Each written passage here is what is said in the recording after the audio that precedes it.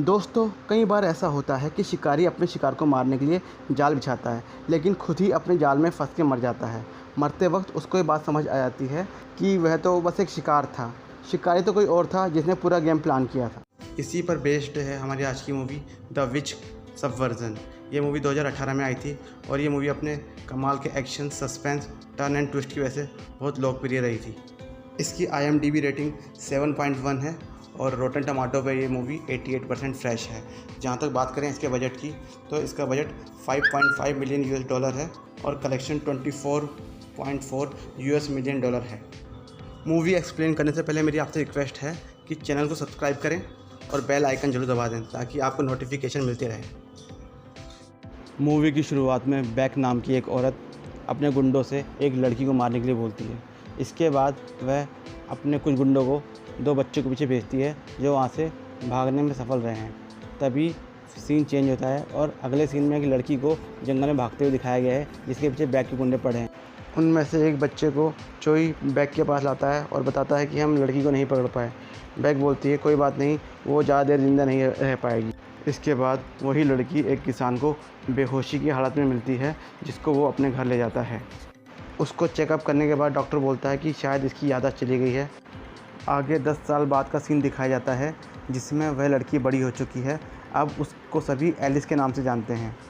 अब वह उस गरीब किसान और उसकी बीवी को ही अपना माँ बाप समझती है। उसके पिता की हालत बहुत ख़राब है जिसके लिए उसे अपनी गायें बेचनी पड़ रही हैं और उसकी माँ को डेमेंशिया है यानी भूलने की बीमारी। इसके लिए उसे बहुत सारे पैसों की ज़रूरत है। अगले दिन उसकी फ्रेंड मून उसे एक सिंगिंग कंपटीशन में ले जाती है ताकि वहाँ से जीते पैसों से वो अपनी माँ का इलाज करवा पाए। एलिस बहुत ही बेहतरीन गाना गाती है और अपना पहला राउंड पूरा कर लेती है। इसके बाद वो अपना एक मैजिक दिखाती है जिससे वहाँ सभी बहुत इम्प्रेस होते हैं। इसके बाद शाम को जब वह घर जाती है तो उसके पेरेंट्स उसे टीवी पे देख के बहुत खुश होते हैं। जब वो सोने के लिए जाती है तो उसके सर में बहुत ही तेज़ दर्द होता है जो उससे बिल्कुल भी सहन नहीं होता। अगले दिन एलिस मून के साथ सिंगिंग कंपटीशन के सेकंड राउंड के लिए निकल पड़ती है। जब वह ट्रेन पे बैठती है तो उन्हें एक लड़का मिलता है जिसका नाम नोबल होता है। नोबल उसे बताता है कि एलिस और वो एक दूसरे को बचपन से जानते हैं, लेकिन एलिस उसे पहचानने से भी मना कर देती है। यह सुन के वो गुस्से में उसे मारने के लिए हाथ उसकी तरफ उठाता है, लेकिन उसके चेहरे पर लाके अपना हाथ रोक देता है। ये देखकर एलिस की आंखों में आंसू आ जाते हैं। इसके बाद नोबल वहाँ से चला जाता है।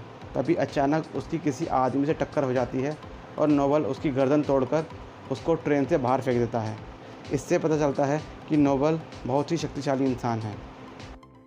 एलिस सेकंड राउंड के लिए ऑडिशन देती है और क्वार्टर फाइनल में पहुंच जाती है। वह बहुत खुश होती है, लेकिन तभी उसके सर में बहुत तेज़ दर्द शुरू हो जाता है।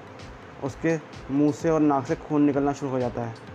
तभी उसे अपने डॉक्टर की बात याद आती है कि अगर उसे अपने बायोलॉजिकल पेरेंट्स का बोन मैरो ट्रांसप्लांट नहीं हुआ तो वो 2-3 महीने में मर जाएगी। जब एलिस और मून स्टूडियो से बाहर निकलते हैं तभी कुछ लोग उन्हें आकर घेर लेते हैं और ज़बरदस्ती कार में बिठाने की कोशिश करते हैं।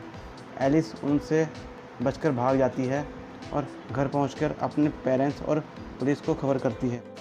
रात को सोते वक्त एलिस को फिर से वही तेज़ सरदर्द शुरू हो जाता है। तभी एक आहट सुनकर एलिस बाहर की तरफ भागती है तो वह देखती है कि एक आदमी ने उसके सर पर बंदूक तान रखी है। वह आदमी उसे अपना चेहरे का निशान दिखाते हुए बोलता है कि क्या तुम इसे जानती हो? ये निशान मुझे तुमने ही दिया था। पर एलिस उसे पहचानने से मना कर देती है। यह सुनकर वह उसकी दोस्त मून के गले पर चाकू रख देता है और उसके गले को काटने लगता है और बोलता है कि साबित करके दिखाओ कि तुम वो लड़की नहीं हो।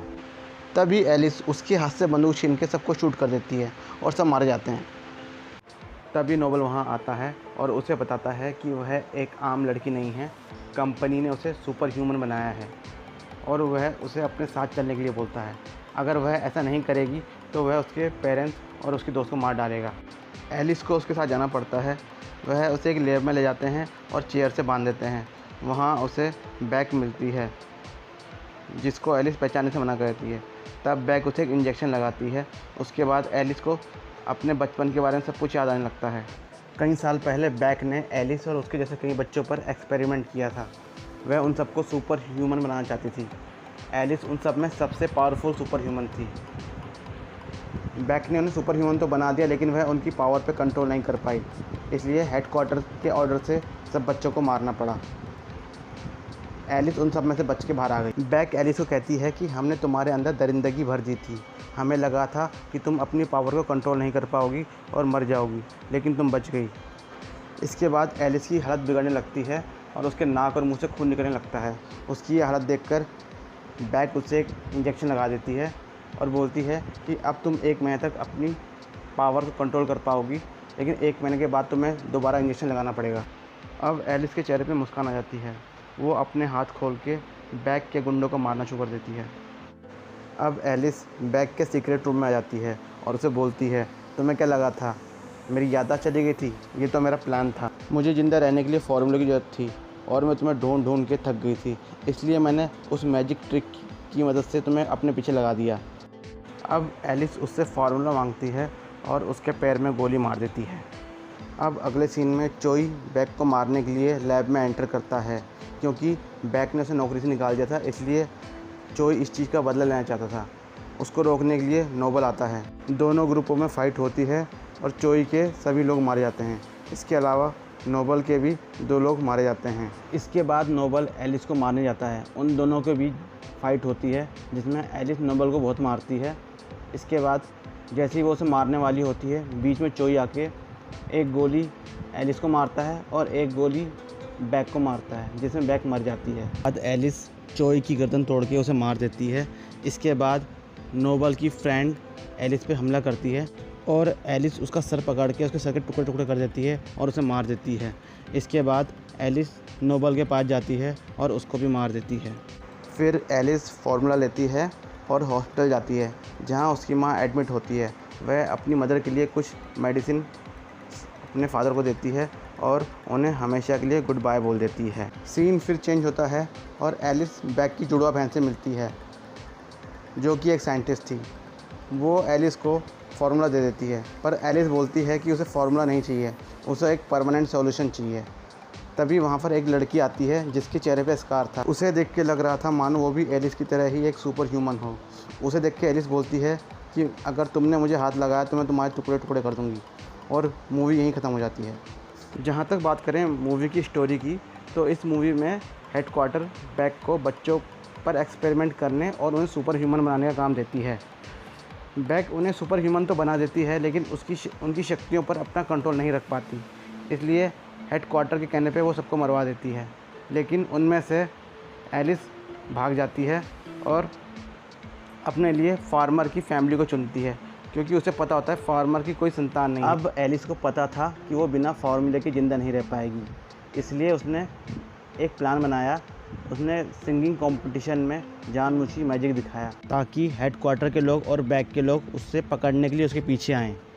दोस्तों, ये मूवी अपने अमेजिंग एक्शन, सस्पेंस और स्टोरी लाइन की वजह से ज़बरदस्त हिट रही थी, तो मैं आपको रिकमेंड करूँगा कि ये मूवी आप ज़रूर देखिए। सबसे अच्छी बात यह है कि ये मूवी हिंदी डब में भी अवेलेबल है। So thanks for watching this video. Bye.